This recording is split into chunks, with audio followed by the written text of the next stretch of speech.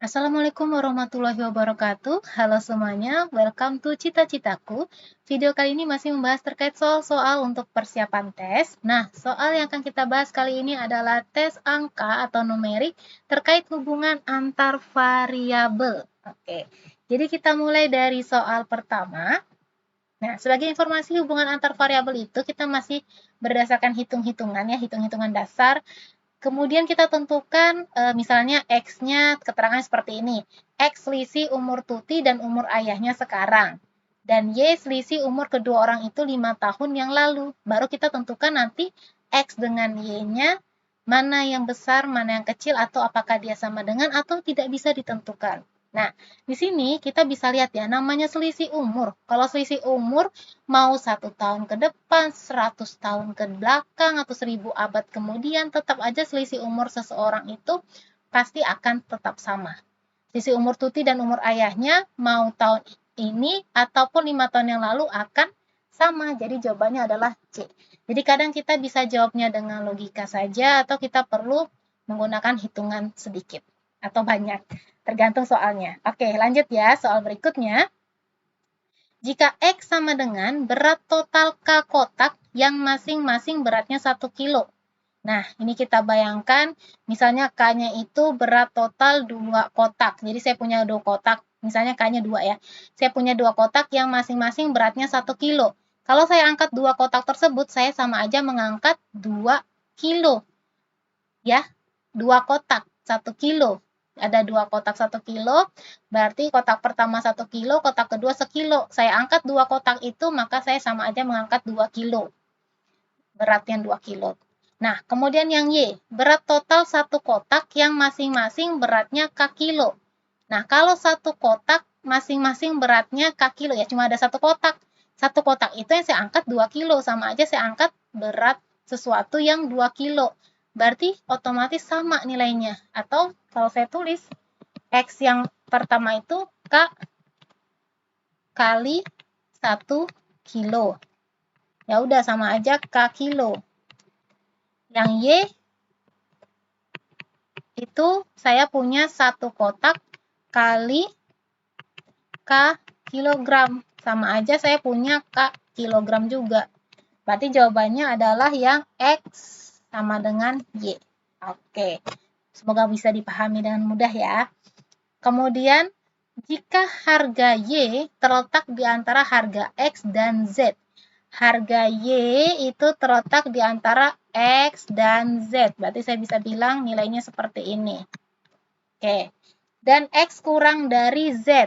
X kurang dari Z sudah sesuai nih ya. X kurang dari Z. Maka hubungan yang benar ya udah gampang sekali. Ini kan udah dapat nih. X kurang dari Y.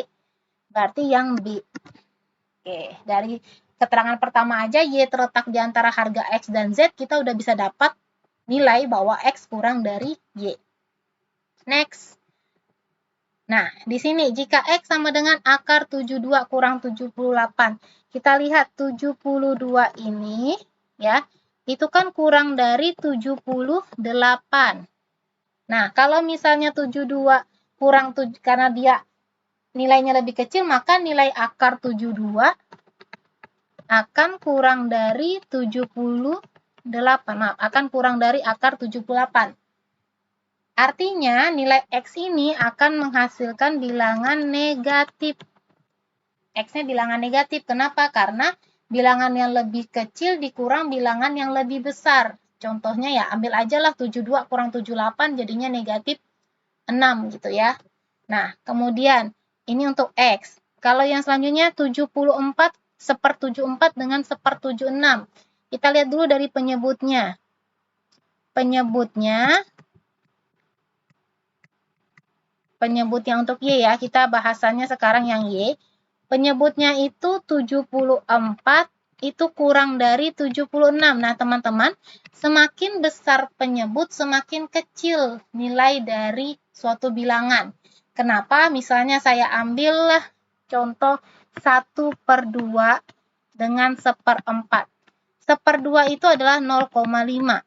Sedangkan 1/4 itu 0,25. Nah, penyebutnya 2 lebih kecil daripada 4. penyebutnya lebih kecil, tapi nilai dari pecahannya lebih besar. Nah, setengah lebih dari seperempat. Otomatis ketika kita lihat yang Y, penyebutnya 74 kurang dari 76. Penyebut yang 74 lebih kecil. Berarti nanti 1/74 itu lebih dari 1/76. Kalau dia lebih dari, berarti ketika bilangan yang lebih besar dikurang dengan bilangan yang lebih kecil, Y-nya akan menjadi bilangan positif. Nah, jelas ya kalau misalnya bilangan positif dengan bilangan negatif pasti lebih besar bilangan positif, sehingga kita bisa bilang X kurang dari Y, yang C. Ya, jadi ketika kita punya bilangan pecahan, penyebutnya lebih kecil, ya, penyebutnya lebih kecil, maka nanti hasil pecahannya akan lebih besar. Ada dua bilangan, dari kedua bilangan tersebut, bilangan penyebut pertama lebih kecil daripada penyebut kedua, maka hasil pecahannya dengan catatan ini sama-sama 1 ya, pembilangnya sama, maka nanti pecahannya akan lebih besar bilangan pertama daripada bilangan kedua. Seperti itu. Semoga bisa dipahami. Mohon maaf jika agak bertele. Nah, sekarang yang nomor terakhir untuk soal ini contohnya. Contohnya. Oke. Untuk di part sekarang, mungkin nanti di part selanjutnya akan ada contoh lainnya. Sekarang kita punya P-nya 3, Q-nya 1. X-nya itu sama dengan P akar 64. Tadi P-nya 3 ya, berarti akar pangkat 3 dari 64 itu berapa? Kemudian kita punya Y sama dengan PQ ditambah Q pangkat 3. Masukin nilainya. PQ, P-nya 3, Q-nya 1 tambah 1 pangkat 3. Oke. 3 kali 1, 3 tambah 1 berarti 4. Kita mau cek. Kalau Y-nya 4 dengan 64, akar pangkat 64 dari 3 besar mana? Kita masukin aja seperti ini. Cek ya. Cek. Kalau Y-nya dipangkatkan 3, ya, Y-nya kan 4. Kita cek kalau Y-nya itu kita buat jadi 4 pangkat 3. Ya, kita buat cari Y pangkat 3. Ini kan sama juga dengan X pangkat 3 sama dengan 64. Gitu. Kita bisa buat X sama dengan akar pangkat 64 dari 3 itu menjadi X pangkat 3 sama dengan 64. Kita cek Y pangkat 3 berapa? Y pangkat 3 sama dengan 4 pangkat 3. Sama dengan 64. Sama. Berarti nilai X dan Y sama. Seperti itu. Berarti jawabannya adalah yang A. Oke. Jadi kalau misalnya nanti teman-teman nih contohnya, kalau misalnya soalnya X sama dengan 5 akar 20. Terus teman-teman dapat Y sama dengan 3. Ya cara ceknya langsung aja coba cek 3 pangkat 5 berapa. Nah, 3 pangkat 5 kan 3 kali 3, 9 kali 9, 81. 81 kali 3, 243 ya. Lebih besar daripada 20. Berarti Y-nya lebih dari X. Seperti itu contohnya. Jadi cukup langsung pangkatkan saja dengan yang ada di dalam tanda akar. Bukan dalam tanda akar. Akar pangkat 3 dari berapa? Ini 5, maka langsung 5. Itu contoh lainnya. Oke. Nah, jadi ini ada 5 soal yang bisa saya coba untuk memberikan gambaran soal terkait hubungan antar variabel. Saya ingin melihatkan lagi contoh-contoh lainnya yang saya ingin teman-teman coba kerjakan atau dicoba dulu lah. Nanti kalau udah dapat jawabannya boleh di-share di kolom komentar, akan dibahas di video berikutnya. Ada 1, 2, 3, 4.